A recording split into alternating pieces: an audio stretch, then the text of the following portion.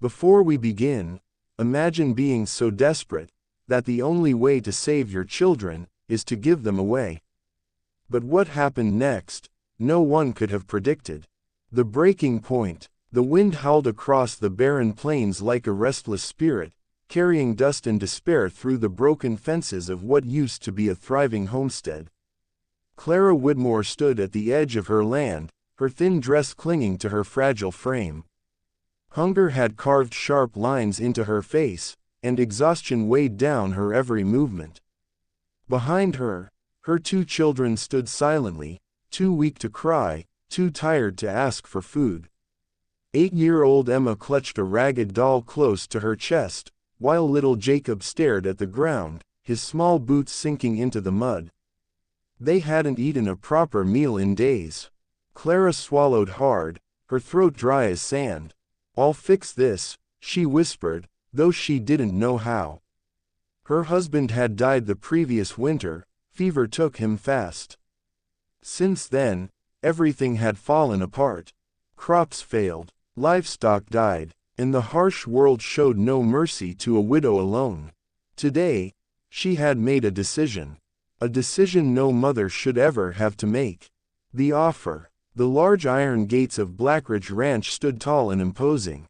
Beyond them lay wealth, stability, survival.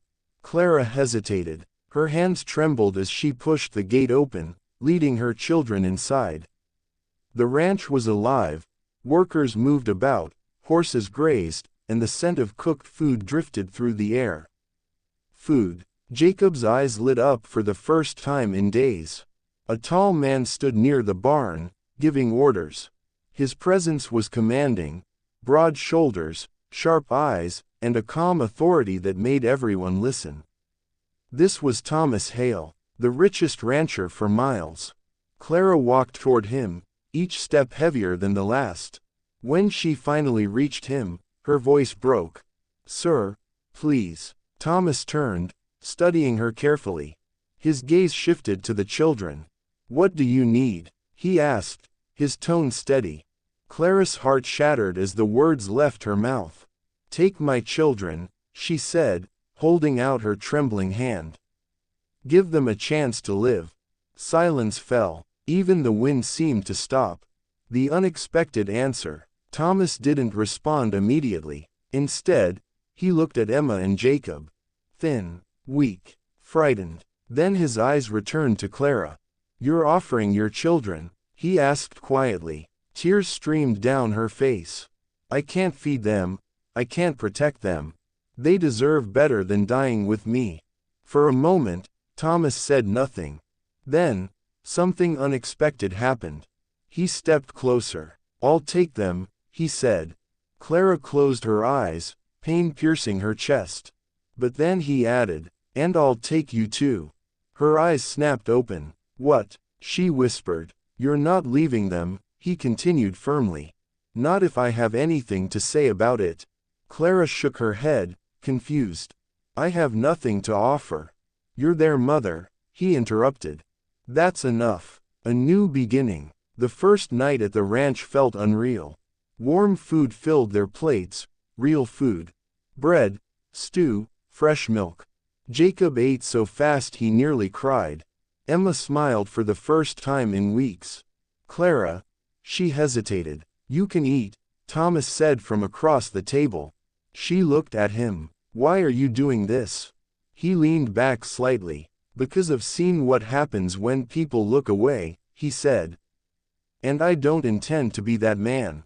That night, Clara lay awake in a clean bed, listening to her children breathe peacefully beside her. For the first time in months, they were safe.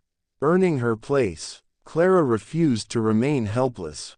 Within days, she began working, cooking, cleaning, helping wherever she could. The ranch hands noticed. "She's tougher than she looks," one of them muttered. Thomas noticed too. One afternoon, he found her struggling with a heavy bucket. "You don't have to do everything," he said. Clara straightened. "I won't be a burden." "You're not," he replied. But she didn't believe it, not yet. The truth about Thomas Hale. Rumors about Thomas Hale were everywhere. Some said he was ruthless. Others said he had no heart. But Clara saw something different. One evening, she found him standing alone, staring at the horizon. "You've lost someone too, haven't you?" she asked gently. He didn't answer right away. "My wife," he said finally. "And my son." Clara's breath caught. "That's why," she whispered. He nodded. "I couldn't save them, but maybe I can save someone else." Trouble arrives. Not everyone approved of Clara's presence. A wealthy neighbor, Mr. Collins, confronted Thomas. "You're letting strangers live here," he scoffed. "A widow and her brats."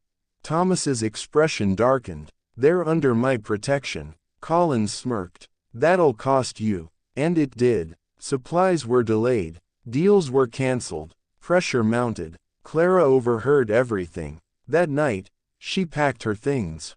The choice. Thomas found her at the gate. "You're leaving?" he asked. "I won't ruin your life," she said quietly. "You're not ruining anything," he replied firmly. "Yes, I am. Because of me, you're losing everything." Thomas stepped closer. "No," he said. "Because of them, I remember what matters." He looked at Emma and Jacob.